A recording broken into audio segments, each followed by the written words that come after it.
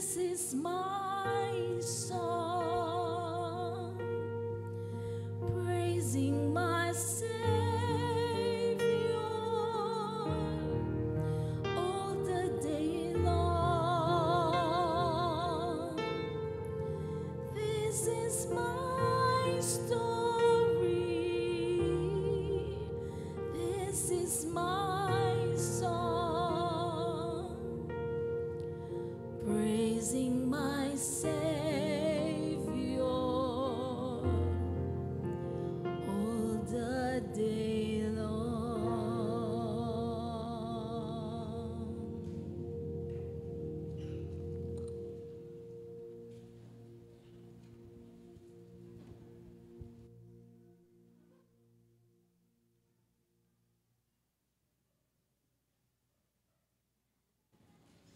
Inanyayahan po ang mga Sunday School participants na dumiretso na po sa rooms 1 and 2.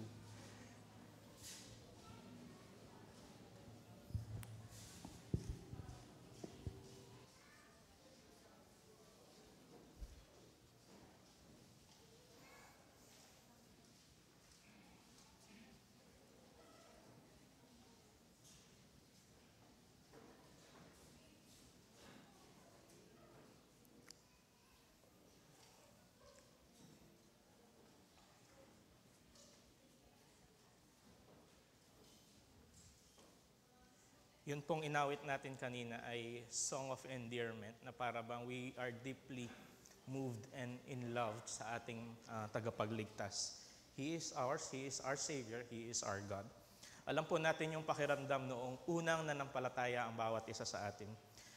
Lahat tayo nakaka-relate doon sa passion and doon sa fire na nagkaroon nung nabuksan ng mga mata natin sa kagandahan ng ginawa ng Diyos sa atin sa pamamagitan ni Kristo. Naalala ko at alam ko naaalala nyo rin nung panahon na indeed, sabi ng Biblia, ang kaligtasan, ang kaharian ng Diyos ay parang mahalin tulad sa kingdom, ang kingdom of heaven ay mahalin tulad sa pearl of great price. Na para bang nakatagpo tayo ng isang kayamanan na hindi natin ipagpapalit ang alinmang kayamanan sa mundong ito. Noon po, nung una tayo nanampalataya sa ating Diyos, sa ating pananampalataya sa ating Panginoong Jesus, ay naramdaman natin yung full dependence, yung pagbitiw natin sa alinmang pinangahawakan natin dito sa mundo.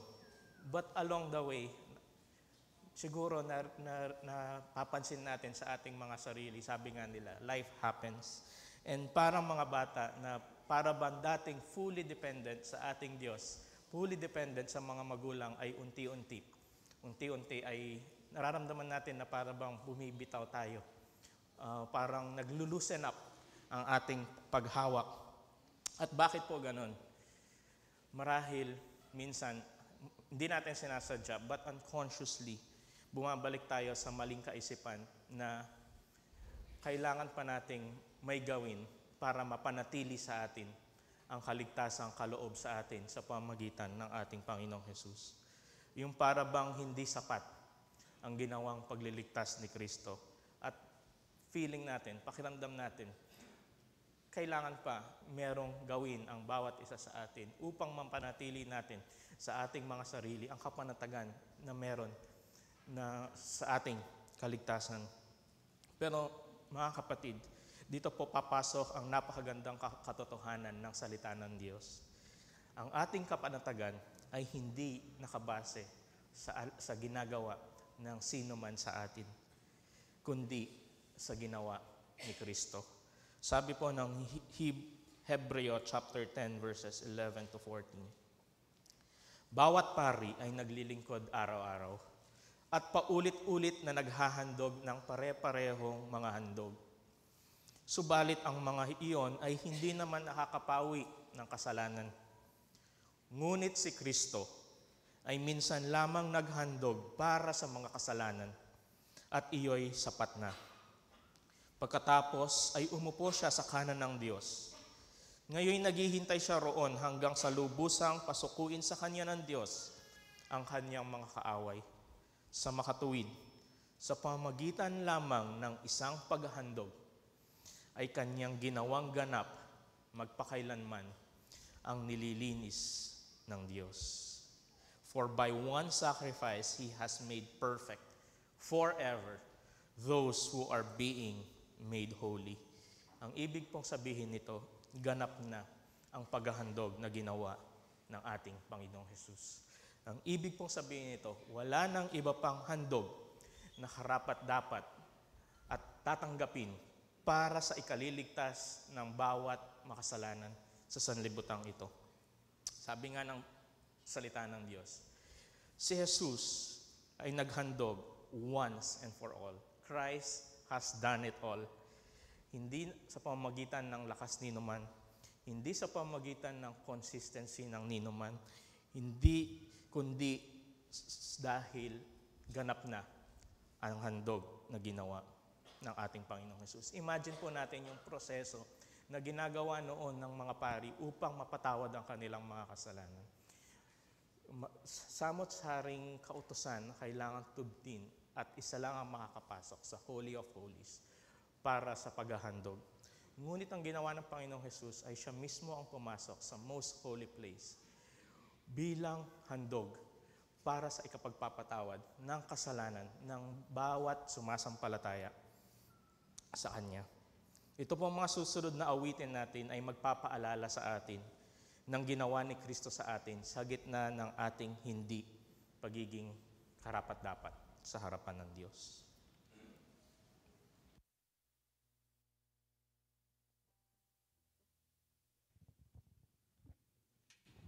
Sa oras po na to, tayo po ay aawit sa ating Diyos at papuri po sa Diyos sa kagandahang loob na ipinadama niya po sa atin na hindi po dahil sa mga ginagawa natin, kundi dahil lamang sa habag at biyaya ng Diyos sa atin. And sa pagkakataon po na to, let's sing for the assurance that we have through the work of our Lord Jesus Christ. Inaanyayahan ko po ang lahat na tumayo at allow me to read some scriptures po na katotohanan na pinangahawakan ng bawat isa po sa atin. Sabi po sa Ephesians chapter 1 verse 4 to 6, "For He chose us in Him before the creation of the world to be holy and blameless in His sight.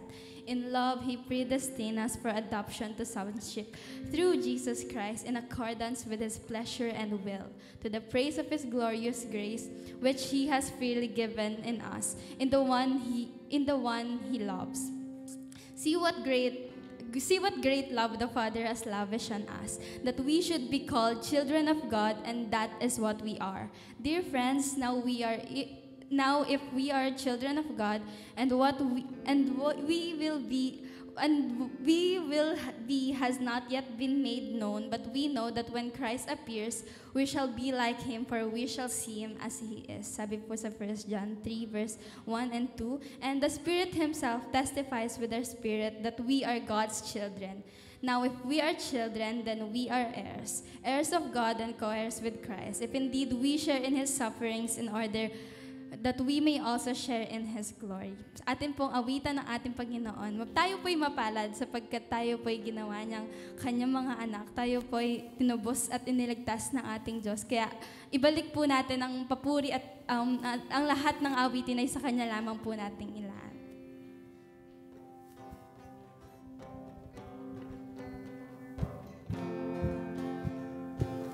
Tayo po'y umawit, and let's thank God for we have the assurance that we are His forever.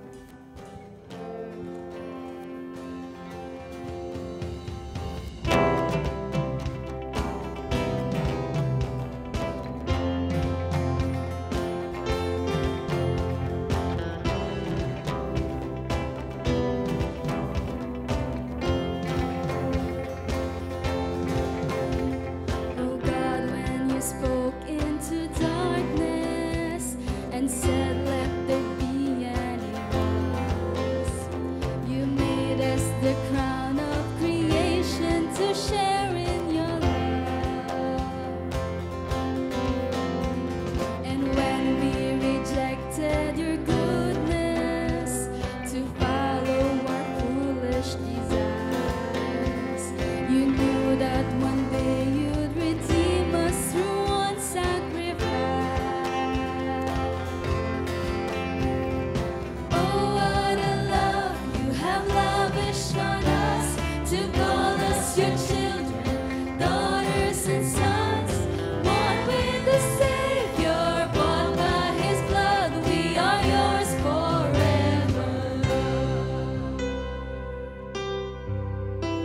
By grace you have made us your family. We're kept in your kindness and care. With boldness we know we can bring you each burden we bear. And though we are longing to see you, your spirit within testifies that we are adopted and treasured till faith becomes sight. Oh, what a love you have lavished on us, to call us your children, daughters and sons, born with the Savior, bought by His blood. We are yours forever. What now can separate us from the hope you gave us? We will be like Christ our King. We are yours forever. What now can separate us from the hope you gave us? We will be like Christ our King. We are yours forever. Oh, what a love you have lavished on us, to call us your children, daughters and sons, born with a Savior, bought by His blood. We are yours forever.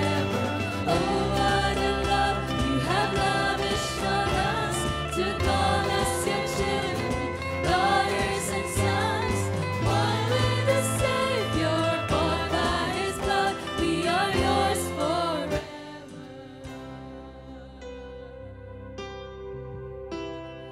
Oh, what a love you have lavished on us, to call us your children, daughters and sons, born with a Savior, bought by His blood. We are yours forever. Yes, Lord God, thank you for the hope that we have. Thank you that sa pangako ninyo, Panginoon, na no one can separate us from you, Panginoon. Thank you for your love, for your grace, na patuloy na nagsusustain sa amin. Kaya tanggapin niyo, Panginoon, binabalik po namin sa inyo ang lahat ng papuri. Tanggapin niyo po ang lahat ng aming awitin, Panginoon. Praise be to the God and Father of our Lord Jesus Christ. In His great mercy, He has given us new birth into a living hope through the resurrection of Jesus Christ from the dead, and into an inheritance that can never perish, spoil, or fade. This inheritance is kept in heaven for you, who through faith are shielded by God's power until the coming of the salvation that is ready to be revealed in the last time. Sabi po sa 1 Peter chapter 1 verse 3 to 5. And as we wait for the coming of the Lord, ang pinangahawakan po nating katotohanan ay totoo, at atin pong papurihan at alalahanin po natin ang pag-asa na meron po tayo, at ibalik po natin ang pasasalamat natin sa nag-iisang Diyos, nag-iisang pag-asa natin na buhay at totoo. Patuloy po nating awitin ang ating Panginoon.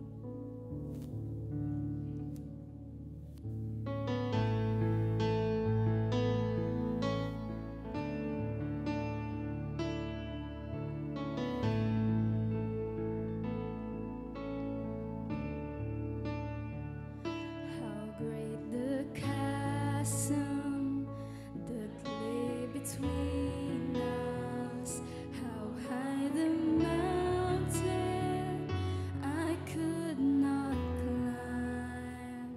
In desperation, I turned to heaven and spoke your name into the night. Then through the darkness, your loving kindness tore through the shadows of my soul. The work is finished, the end is written. Jesus Christ, my living hope. Who could imagine so great a mercy? What heart could fathom such boundless grace? The God of ages stepped down from glory to wear my sin and bear my shame. The cross has spoken, I am forgiven.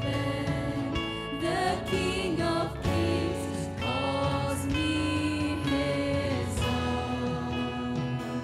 Beautiful Savior, I'm yours forever. Jesus Christ, my living hope. Hallelujah, praise the one who set me free. Hallelujah, that has lost its grip on me. You have broken every chain. There's salvation in your name, Jesus Christ, my living hope.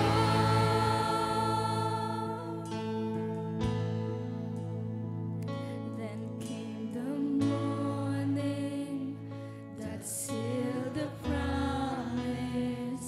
Your buried body began to breathe. Out of the silence, the roaring lion declared the grave has no claim on me.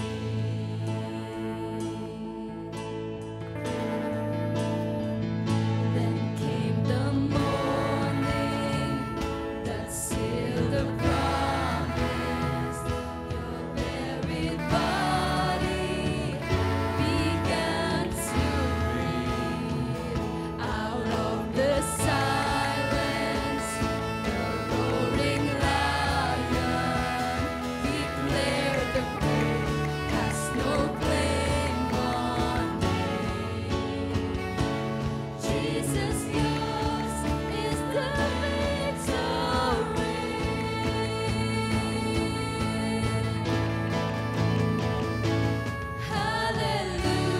Hallelujah, praise the one who set me free. Hallelujah,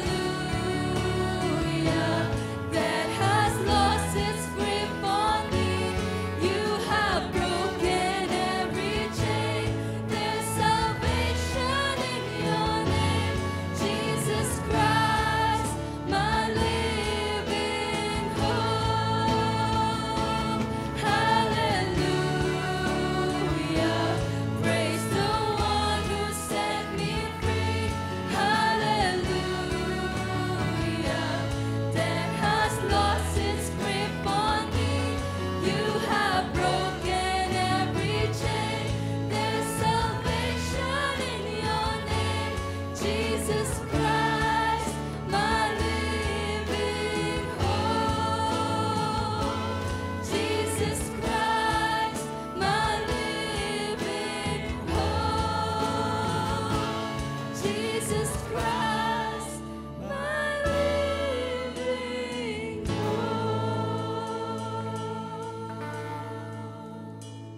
Sa inyo po lahat ng papuri, parangal, pagdakil at pagsamba. Nararapat ka sa lahat ng papuri, Panginoon. Purihin ka sa pangalan ni Jesus. Amen. Maaari na po tayong lahat makaupo.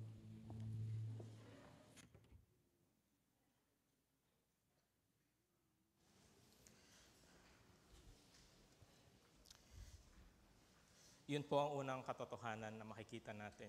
We have assurance in the finished work of Christ. Sabi ng ating inawit ay, Jesus Christ, our living hope. There's so much truth dun sa and assurance sa mga katagang yun. Ang kasiguraduhan na meron ng bawat mananampalataya Ang Diyos ang nagligtas sa atin. At alam natin na makasisigurado ang bawat isa na ang Diyos din ang magpapaging ganap nito. So kung iisipin po natin, hindi lamang ang nakaraan, hindi lamang sa panghinaharap, kundi maging sa kasalukuyan, makikita natin na ang Diyos ang nagsusustain sa bawat mananampalataya.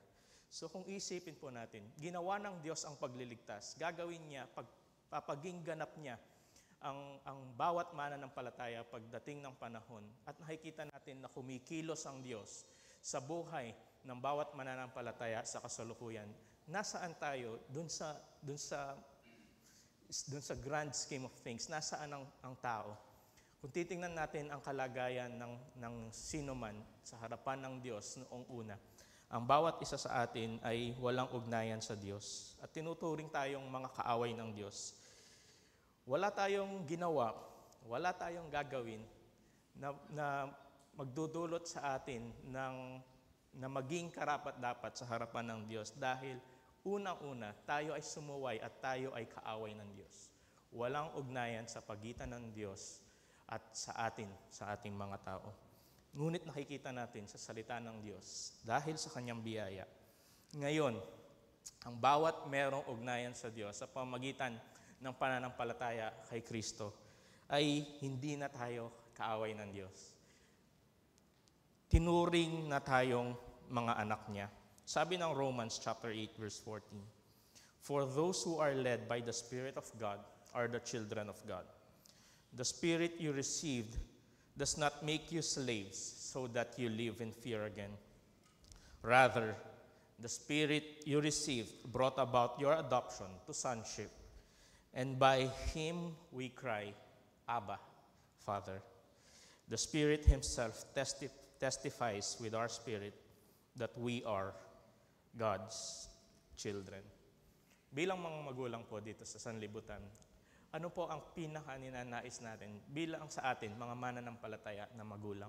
Ano ang nais natin para sa ating mga anak? Alam ko po na ang bawat Kristiyanong magulang, ang ninanais niya sa kanyang mga anak ay manampalataya ang kanyang mga anak hanggang sa dulo. Tayo po yon bilang mga magulang, but we can only do as much. But our God, our Father, ang Diyos na nagligtas sa atin, ang Diyos na nagpapanatili sa atin, ang Diyos na magpapaging ganap sa bawat isa sa atin, siya ang nagtataguyod sa bawat isang mananampalataya bilang kanyang mga anak. Salvation is assured sa atin dahil ginawa ng Diyos ang pagliligtas. Hindi lang ang ating kaligtasan, maging ang pagpapabanal sa bawat isa sa atin. Salvation and sanctification. Ang sabi ng Philippians chapter 2 verse 12. "Kaya nga mga minamahal, tulad ng inyong buong pusong pagsunod noong ako'y kasama pa ninyo, lalo kayong maging masunurin ngayong ako'y malayo sa inyo. Pagsumikapan ninyong maging ganap ang inyong kaligtasan ng may lubusang paggalang at pag-ibig sa Diyos. Sapagkat ang Diyos ang kumikilos sa inyo upang inyong naisin at isagawa ang kanyang kalooban." Malinaw na malinaw sa bawat isang mananampalataya. Ang Diyos ang kumikilos sa bawat isa sa atin to will and to act according to His good purpose. So mga kapatid, hindi po tayo nag-iisa sa ating pamumuhay bilang mga mananampalataya o bilang mga Kristiyano. Sinusustain tayo ng Diyos, ginagabayan, kumikilos sa atin, at makasisigurado tayo na ang ating kaligtasan, ang bawat isa sa atin, ay sa darating ng panahon ay haharap sa Diyos ng walang dungis. Sapagkat ang katotohanan, ako, kayo, bagamat may mga wino-workout pa sa mga sarili natin, there is an assurance that God is moving in our lives and He is molding us. Tinataguyod tayo ng Diyos bilang kanyang mga anak. Patuloy, noon, mula sa kanyang ginawang pagliligtas, ngayon na tayo'y nabubuhay at sa mga darating pang panahon. So we are assured not just in the finished work of Christ, but also in the sustaining power of His Spirit.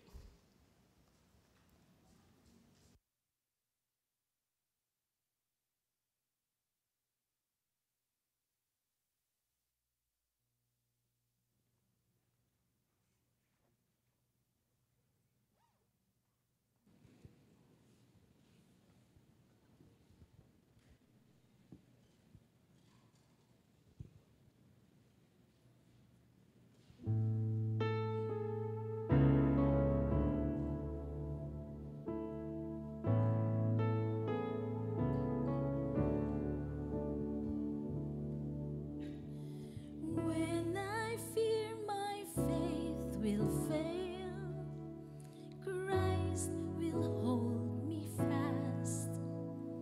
When the tempter would prevail, He will hold me fast. I could never keep my hold through life's fearful path, for my love is soft and cold. He must hold me fast. He will hold me fast. He will hold me fast. For my Savior loves me so. He will hold me fast.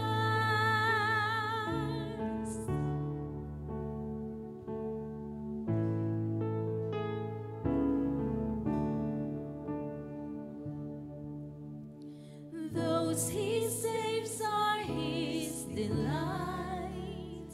Christ will hold me fast. Precious in His holy sight, He will hold me fast. He'll not let my soul be lost. His promises shall last. Bought by Him at such a cost, He will hold me fast. He will hold me fast. He will hold me fast.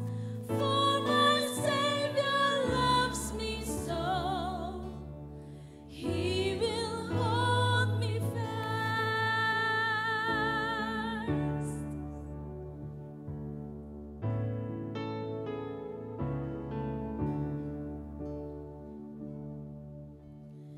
For my life He bled and died.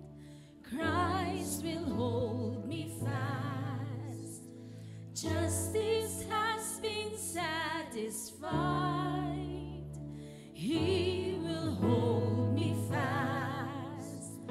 Raised with Him to endless life. He will hold me fast till our faith is turned to sight. When He comes at last, He will hold me fast. He will hold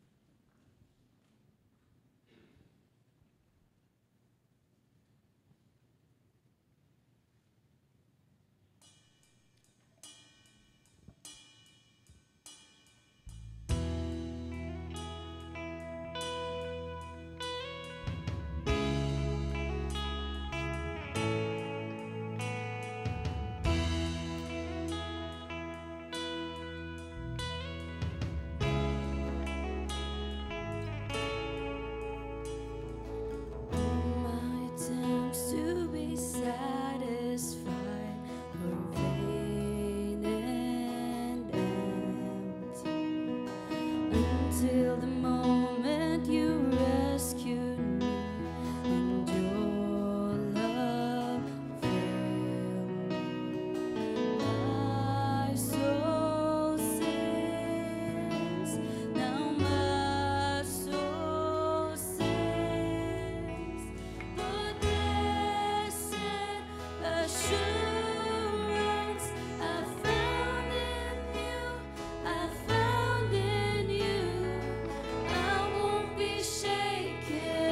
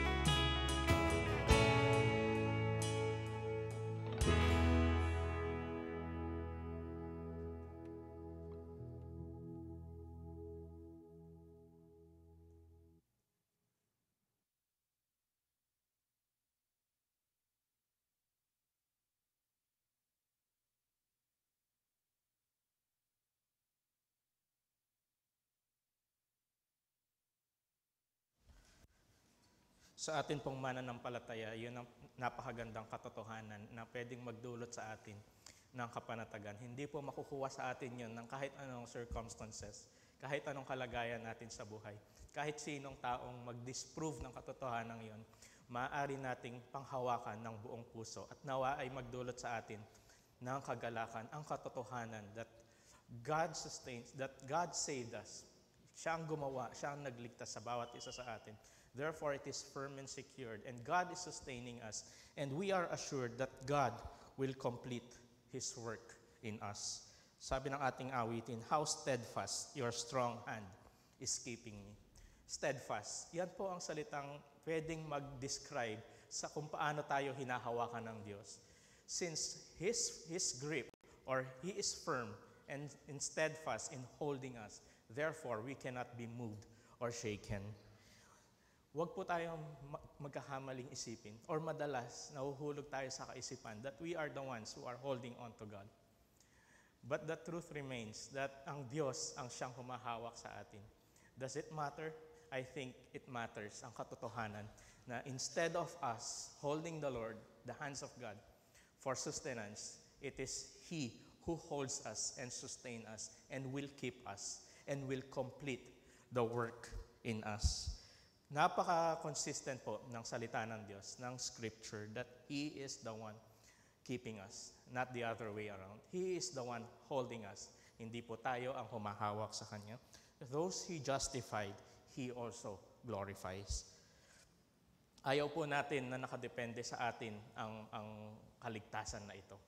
Kung nakadepende sa bawat isa sa atin, sa kung paano natin hinahawakan ng Diyos, hindi po ito magdudulot ng kapanatagan sa bawat isa sa atin, hindi po ba? Sino po sa atin ang may nais na, gusto ko, nakadepende sa panghawak. Mas sigurado ako pag ako ang humahawak sa kamay ng Diyos. Walang sino man ang makakasigurado sa atin kung tayo ang humahawak sa kamay ng Diyos. Sapagkat ang Diyos ang nagpapanatili at magpapaging ganap sa bawat isang mananampalataya. Yes, it is all God's work. Ano man po ang kalagayan natin o kung nasaan man tayo sa ating buhay mananampalataya, it is always good and beneficial to look back and be reminded na ang Diyos ang siyang nagligtas sa atin. It is always beneficial to look back and be reminded that we were once God's enemies. And because of His love, inabot tayo ng Diyos sa pamagitan ng Panginoong Jesus. Kaya't ang sino mang sumasampalataya sa ating Panginoong Jesus ay tinuring niyang mga anak at pinagkalooban niya ng kaligtasan. It is always good and beneficial also to be reminded today na ang Diyos ang nagpapanatili sa atin. Siya ang nagsimula, siya ang nagpapanatili. And it is always good and beneficial for each of us to look ahead in glorious anticipation, knowing that God will complete His work in us.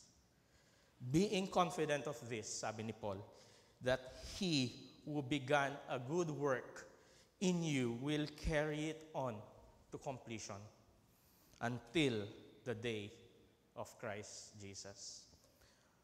Sabi ni Paul, may God Himself, the God of peace, sanctify you through and through. May your whole spirit, soul, and body be kept blameless at the coming of our Lord Jesus Christ. The one who calls you is faithful, and He will do it.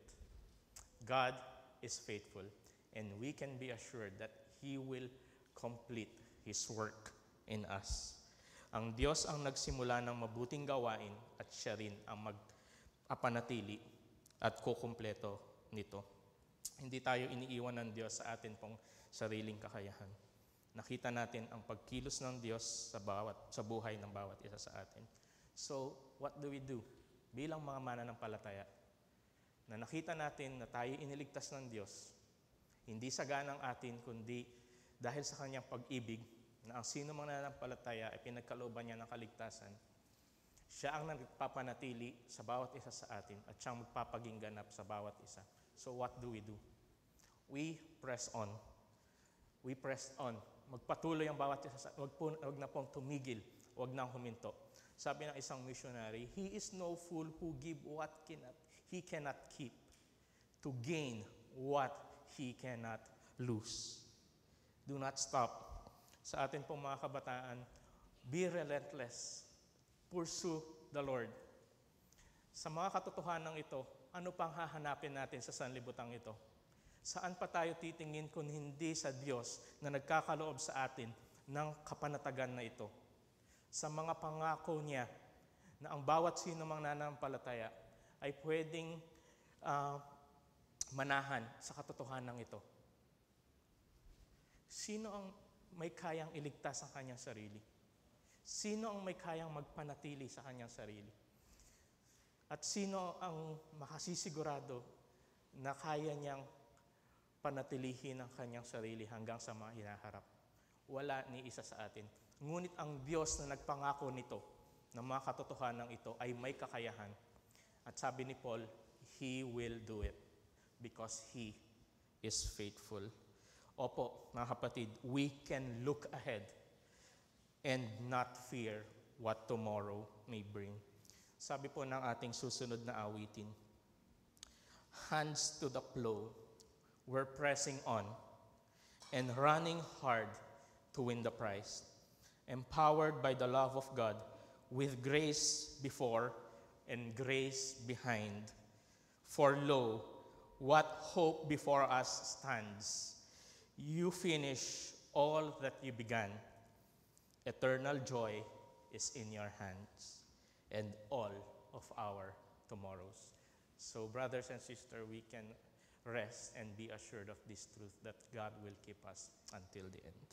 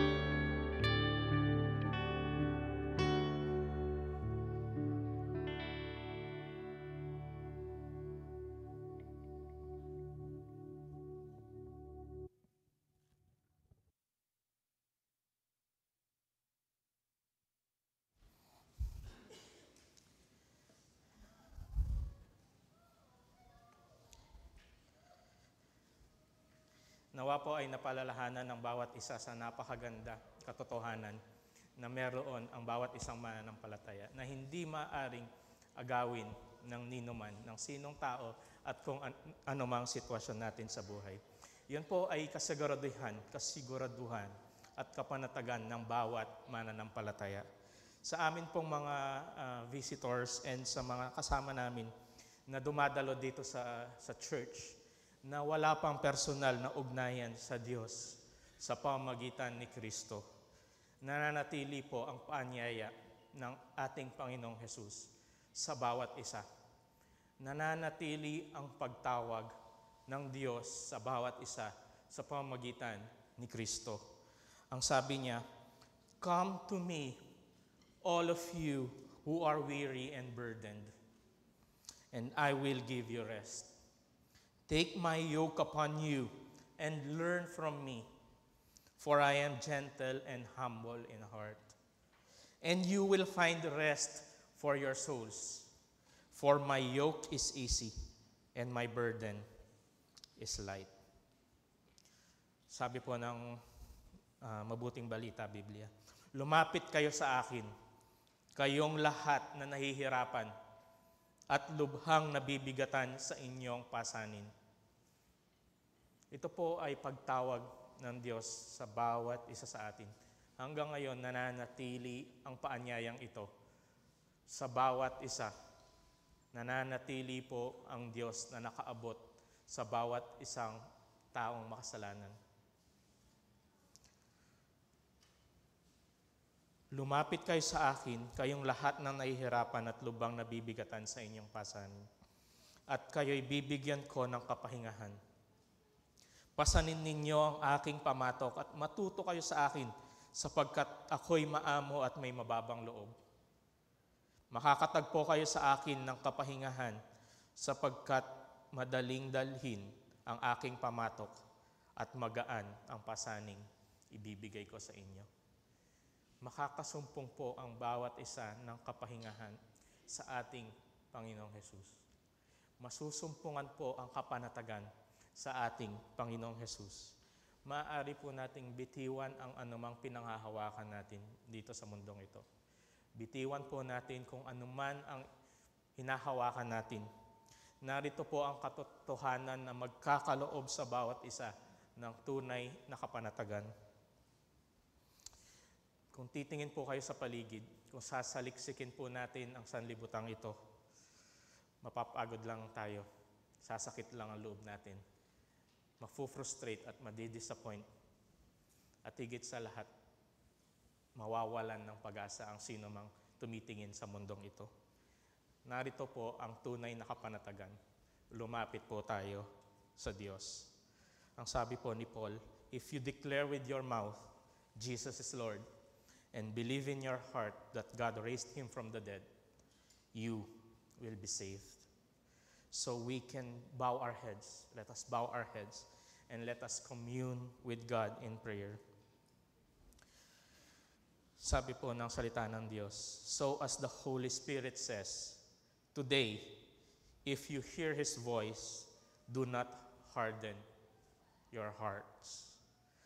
Sa bawat isang nananampalataya po kay Kristo, let us all be assured that God, our God, is the God who saves, God who sustains, and the God who will complete His work in us.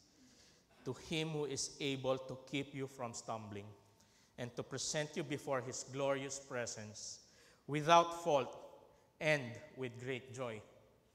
To the only God, our Savior, be glory, majesty, power, and authority through Jesus Christ our Lord, before all ages, now and forevermore. Our God deserves our worship and thanksgiving. Let us all rise and celebrate God's faithfulness in our lives po.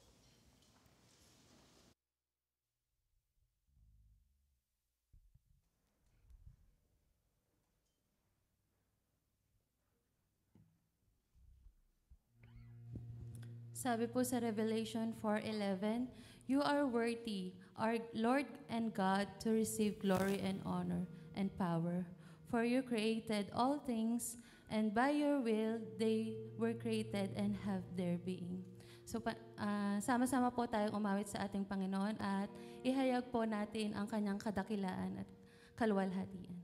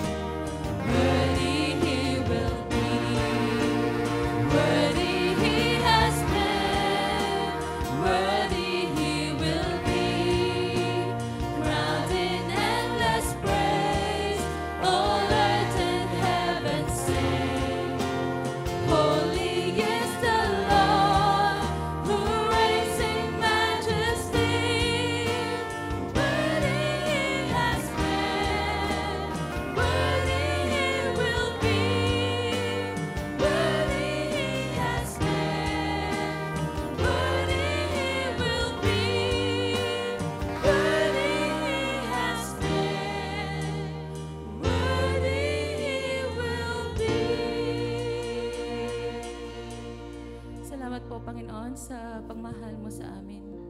Nararapat lamang po na kayo lamang ang aming purihan, Panginoon, at kayo lamang po ang dakila, Panginoon. Maraming salamat. Narinig ko ang isang malakas na tinig mula sa trono. Tingnan ninyo, ang tahanan ng Diyos ay nasa piling na ng mga tao. Maninirahan siyang kasama nila at sila'y magiging bayan niya. Makakapiling nilang palagi ang Diyos at siya ang magiging Diyos nila. At papahirin niya ang bawat luha sa kanilang mga mata. Wala nang kamatayan, dalamhati, pagtangis at paghihirap sapagkat lumipas na ang dating mga bagay. Yan po ang sabi sa Pahayag, chapter 21, verse 3 to 4. At let us continue singing for our Lord, na dahil because He loves us and He saved us. At nang mamatay ang Panginoon sa krus, tayo ay naligtas sa ating mga pagkakasala. At ang kanyang muling pagkabuhay ay ang patunay din at katotohanan na tayo din ay muling bubuhayin. At makakapiling natin ang Panginoon on that day.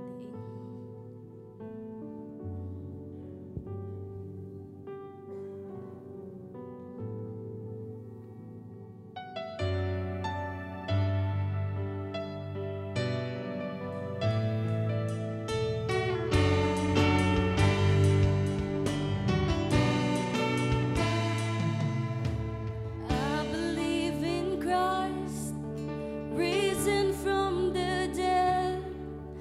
He now reigns victorious. His kingdom knows no end. Through His resurrection, death has lost its hold. I know on that final day I'll rise as Jesus rose. On that day, we will see you shining brighter than the sun. On that day, we will know you as we lift our voices one. Till that day, we will praise you for your never-ending grace, and we will keep on singing on that glorious day.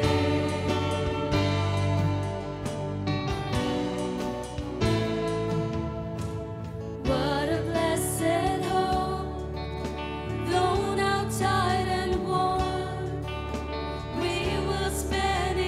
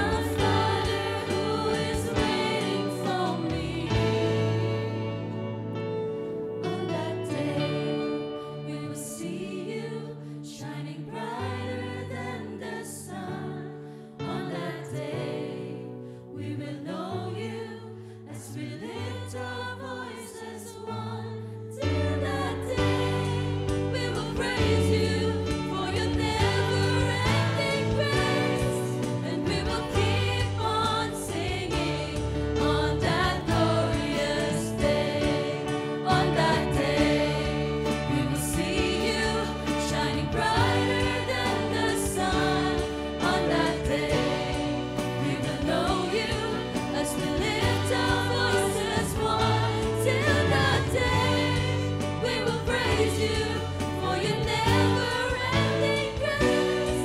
And we will keep on singing on that glorious day. And we will keep on singing on that glorious day.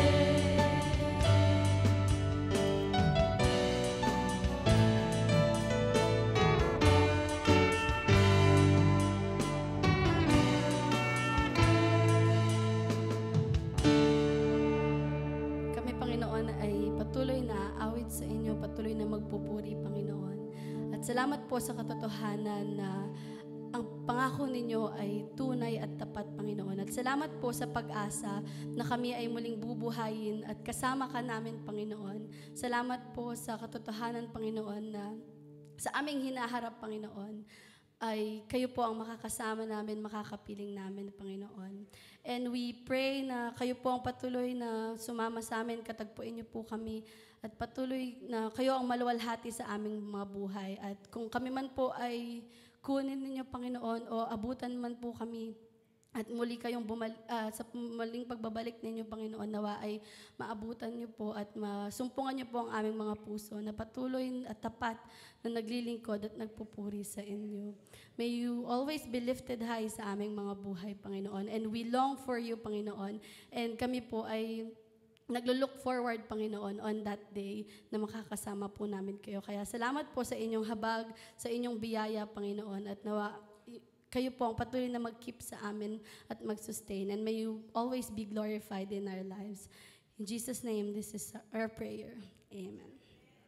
Ay, sa puri po sa Panginoon, tayo na po ay makakaupo.